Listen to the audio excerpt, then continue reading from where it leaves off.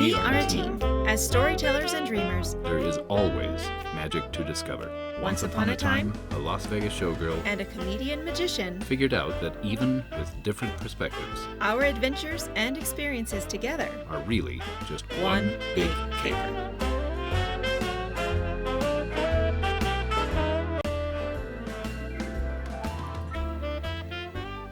Welcome back to One Big Caper. Don't do it like What? that. Because when I edit it, you're like,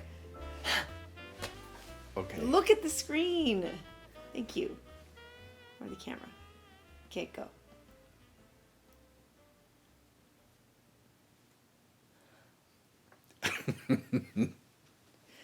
You have fun. Welcome back to One Big Caper. I am Felix. This is my partner Athena, and this is an interactive program, more or less unscripted. We are back once again with another unscripted but prompted topic Yes. to just discuss and regale for you. It was in 2017 that I had been working in the world of burlesque for many years at that point. In fact, I did 13 years total, so that would have been year 11 for me. And that is how we met one another, and I worked with all kinds of interesting characters through those years, as you can probably imagine. But they were not only friends, but an interesting resource. I was inspired by, that's a weird thing to say, it's to be inspired by somebody's passing.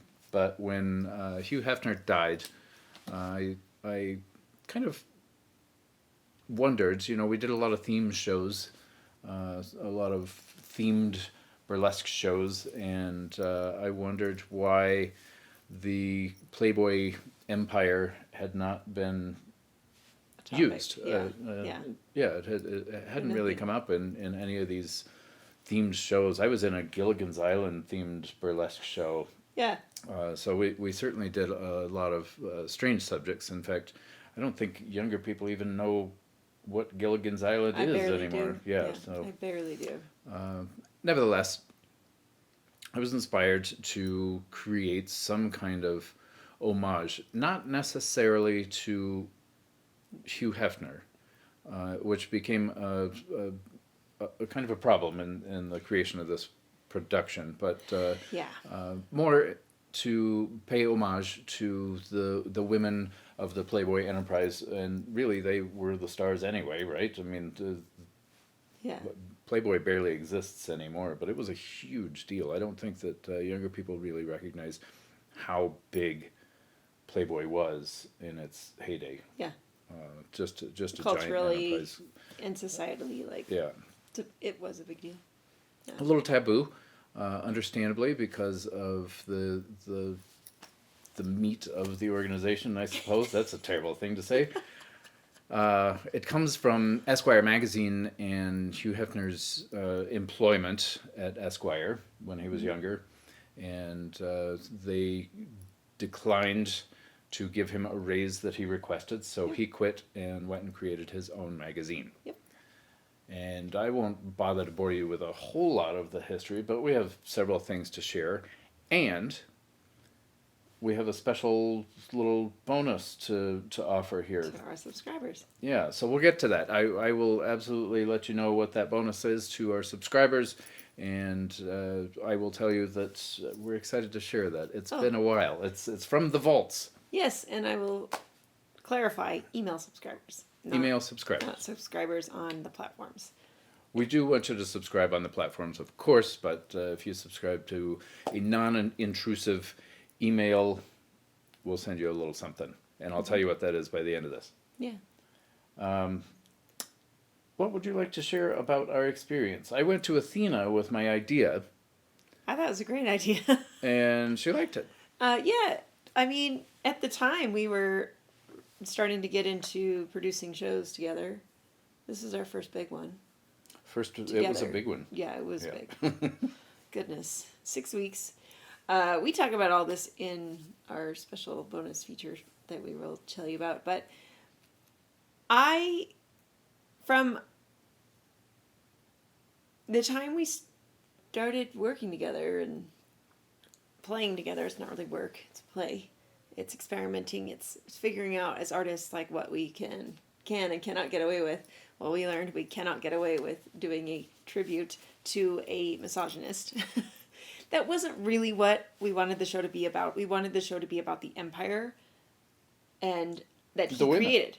Yeah, he created. Well, we had to shift it towards the women and make it about the magazine anyway. But this man had an idea, and granted, it was at the in some people's eyes the exploitation of women, the women's body, and women's sexuality and power.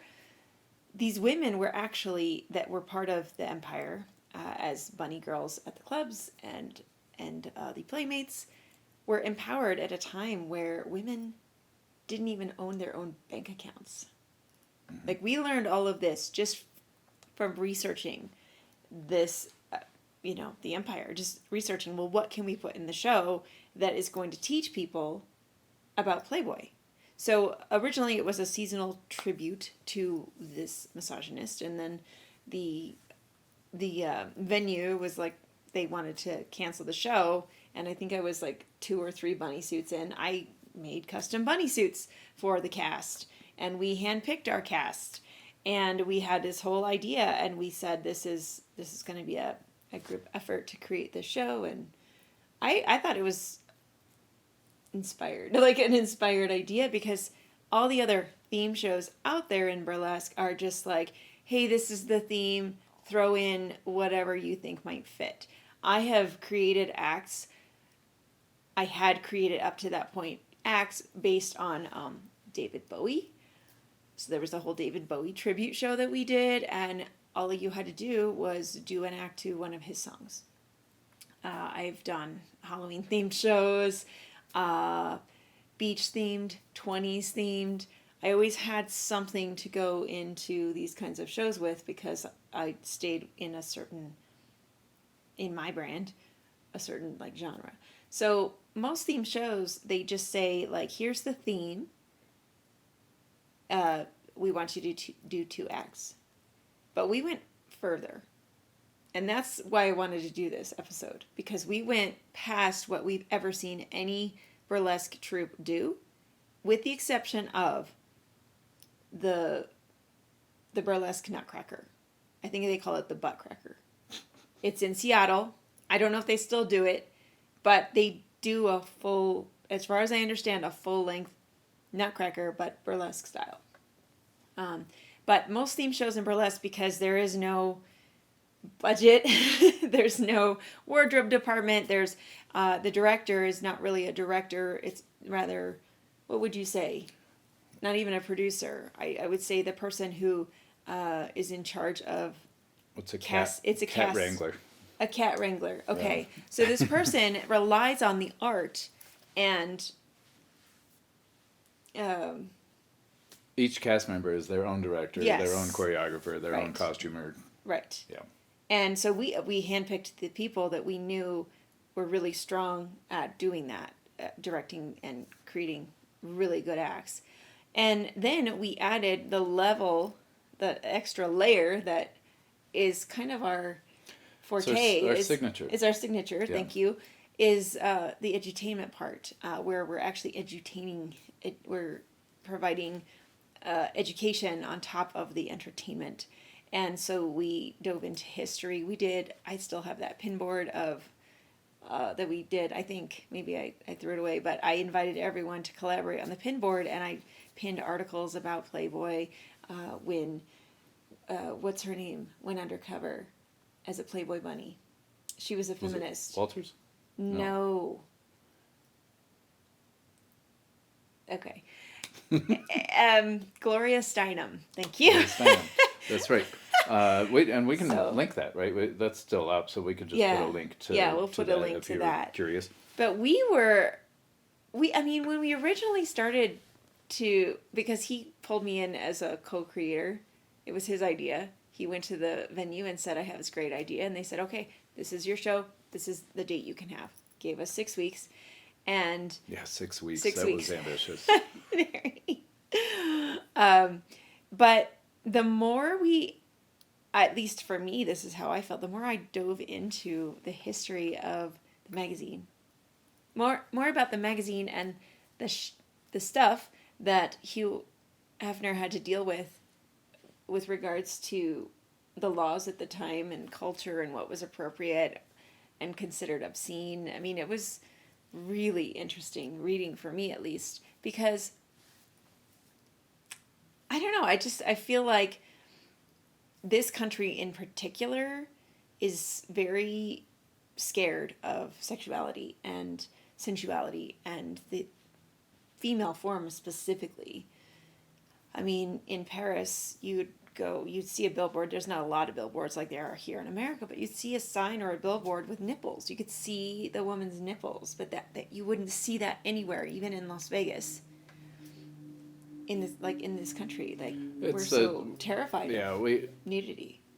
We can go on for days about the charade of puritanical behavior in this country, but that's it was a dangerous subject to tackle, I suppose, and that was proven in the beginning because by concept alone we experienced that someone else was trying to kind of sabotage our production, which is fascinating. But it is fascinating. We still pulled it off. Yeah. We still presented the show several times. I think 5 times. it was a solid product. I mean, really a beautiful, solid, polished product, and could still be playing now if it weren't for a couple of other things, really. But we had a fantastic cast, a really wonderful and dedicated cast. There were group numbers. There was an immersive element to it. It was fantastic. But it turned out that was one of the ways that Athena and I learned about each other. And one of the things that we have in common, one of the core things that we have in common, is our attention to detail and being thorough and high level of craftsmanship. And that goes for not just tangible things, but craftsmanship as a whole. Yeah. And the fact that we both love to put a little medicine in the sugar. We like to provide edutainment. Yeah. We went really far with this production, which is I'm holding one of the keys to the first Playboy Club. Athena made these cufflinks. This is the suit that I wore in the first half of the show. And these cufflinks are very meticulously handcrafted by Athena, and she made them for all of the bunnies, and mine are special because they were reversed. So the bunnies had black with a silver bunny, mine are reversed, and they're special. And this is what I wore in the first half of the show.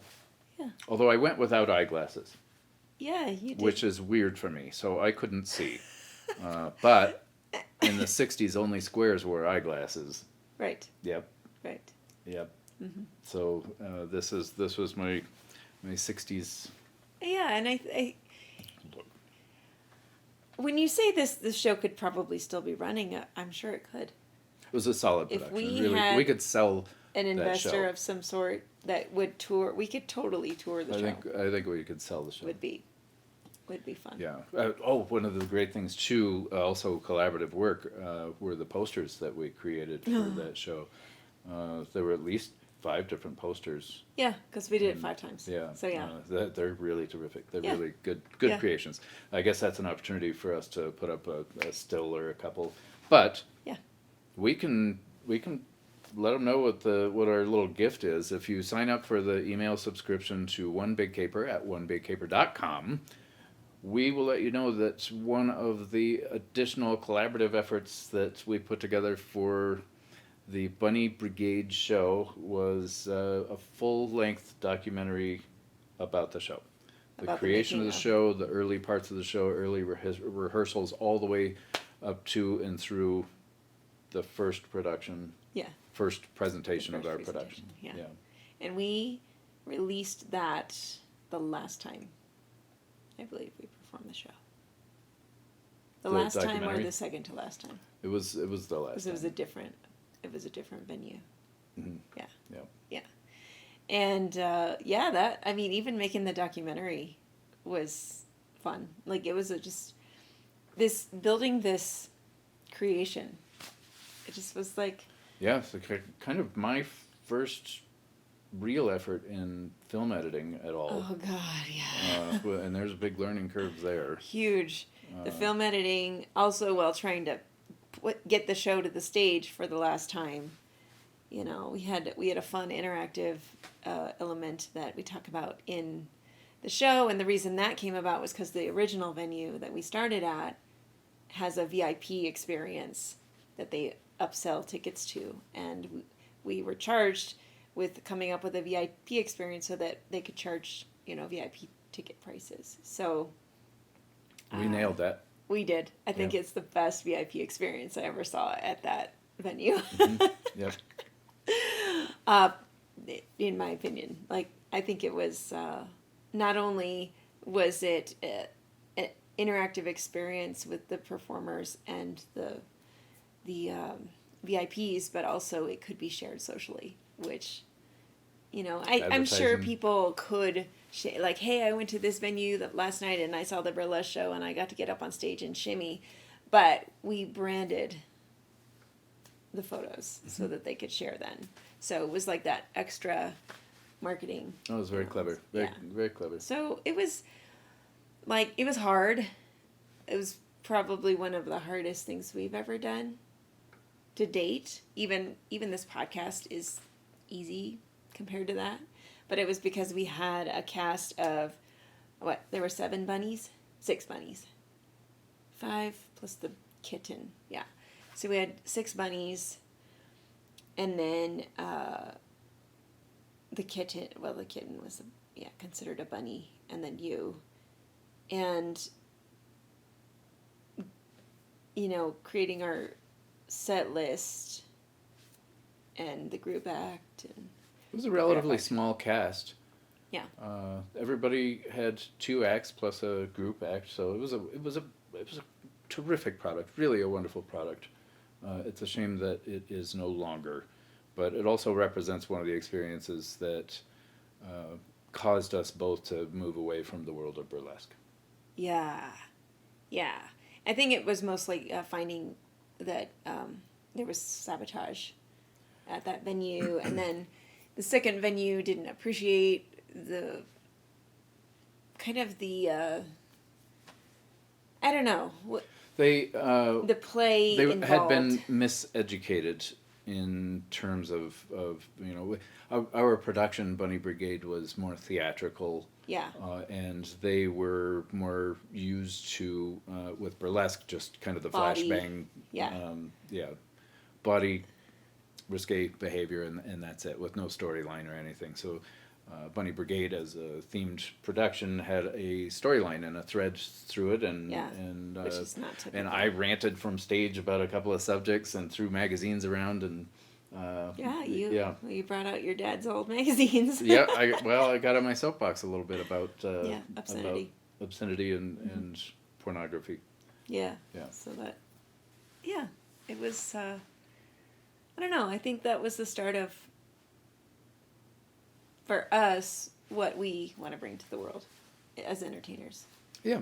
You know, like it's, I mean, especially even in your show, you've been doing that. It's an autobiographical show. The show that I do now. That you do. Yeah. Yeah. And has been that way, I think, since I've known you. Yes. Yeah. And now all of a sudden, all of these magicians are starting to do that, and it's funny to me that, you know, I think Bunny Brigade, as a whole, was ahead of its time.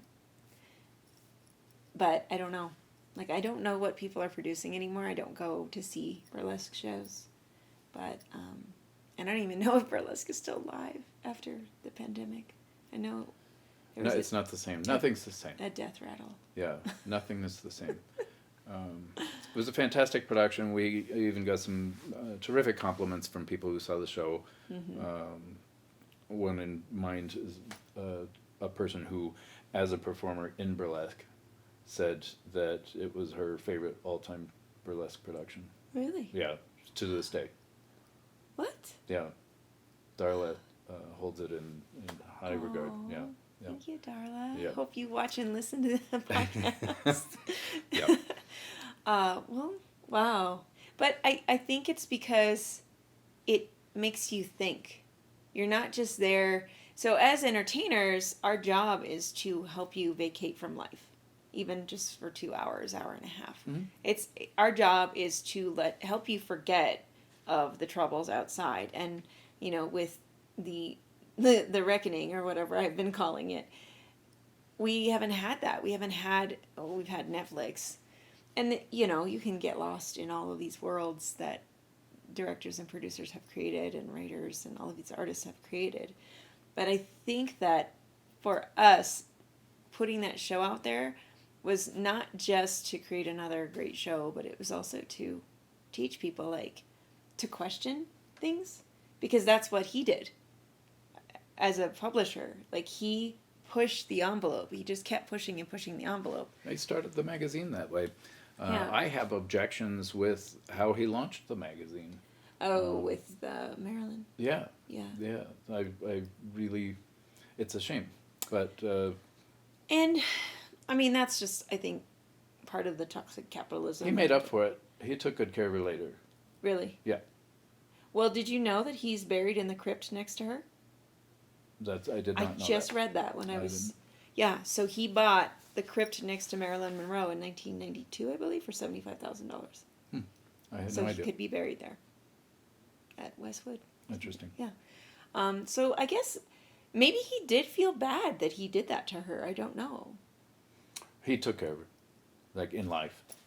But to give you the short version of the story, he needed a cover girl for his new magazine, mm-hmm. and which he had to rename. It was. I don't remember. It had a different title. Nevertheless, his cover girl was Marilyn Monroe. Photographs that were taken before she was superstar. Yeah. And it was from a photo shoot for a calendar, and he just bought the rights to use the photo from the publisher. So was it like $500 or something? Norma Jean signed away her rights to the photographs, and so they were up for grabs. So now she's super famous, and he's able to use her as a cover girl in a magazine because he bought rights to old photos, and that was the launch. Yeah. Yeah. I mean, that's typical. That's yeah. Patriarchal, misogynist behavior. Fair enough. Yes. Yeah. So, nevertheless, Playboy did a lot of great things for the country and culture. Certainly in terms of civil rights and mm-hmm. Yes. Women's lib, and they did some great things for our country, and actually had a measurable effect. Oh, for sure. Like not just like, oh, it's a girly magazine, but I mean there were writers that became more famous because was it Shel Silverstein? Shel Silverstein. Roald Dahl. They had writings in the magazine, so it was just like it did boost our culture in a way that, in a weird way, like how in an interesting way. Yeah, how it happened. There was medicine in the sugar. There, yes, exactly. And I still am inspired by the women that were bunnies and playmates, mostly the bunny girls in the clubs, because those women were making more than their husbands. Mm-hmm. Yep, and it's a tight sorority. They still have reunions. Yes, yeah, and it reminds me, it parallels the Showgirls. Sure. And the Bluebells, because they're small groups of us are very, very tight knit, but that's the power of women, and I think that he recognized that, and yes, he did exploit it with the magazine, but it also, because of that coming together of that female power, like it took the world by storm. Like you can buy Playboy with a little bunny emblem, anything in the world you can buy. I don't know, like it's all knockoffs, but and I don't believe there's a Playboy club that exists anymore. I think the one in Vegas closed. They reopened it and then closed it within the last year or two because of the reckoning. Right. So, I don't know. Do you have anything else to say about our show that we did? It was a great experience, and certainly one of the relationship builders that we have experienced together. Yeah. and it was a viable product. I still think it could be running, but I don't know. well, I mean, we still have the costumes. it's a good product. We still. They are custom costumes, so it would require fitting. In fact, well, I mentioned that this is the suit that I wore. I can tell you that since then the pants have shrunk a little. Pants don't shrink. How many years? 5 years. 5 years. December, what, 12th, 14th? Something like that. You remember better than I. Yeah, it was the date, mid-December. Yeah. And it was a Sunday. And that show debuted, and it was magical. Yeah. Yeah, the cast was just phenomenal. The acts that they created, like, each of them brought an older act or created a new act for it. And each act they created for it was in tribute to one of the playmates, which was beautiful. Yep. Yeah. So. Thanks for tuning in to One Big Caper. Reach us any old time. We can't keep doing this without you. Give us just a little bit of your time by subscribing, sharing, rating, or talking about One Big Caper with someone else. We truly appreciate your support. We want to hear your stories. Visit onebigcaper.com to get to know us even more. This episode of One Big Caper was published in 2022. All rights to broadcast in whole or in part are the property of Gazelles Productions, LLC.